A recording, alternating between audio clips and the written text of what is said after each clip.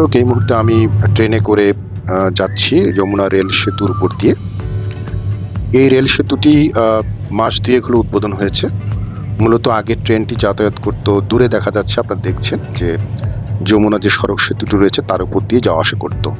কিন্তু সেই সেতুর উপরে প্রচণ্ড চাপ পড়ার কারণে পরবর্তীতে সরকার সিদ্ধান্ত নেয় যে আলাদাভাবে একটি রেল সেতু করা হবে।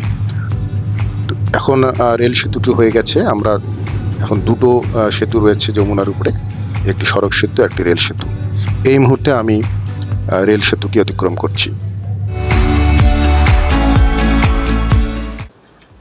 যমুনা রেল সেতু হচ্ছে বাংলাদেশের দীর্ঘতম রেলওয়ে সেতু, যার দৈর্ঘ্য ৪.৮ কিলোমিটার।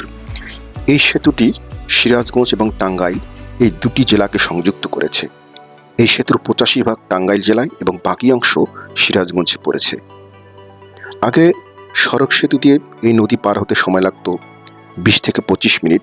এখন এই রেল সেতু দিয়ে পার হতে সময় লাগে মাত্র ২ থেকে ৩ মিনিট।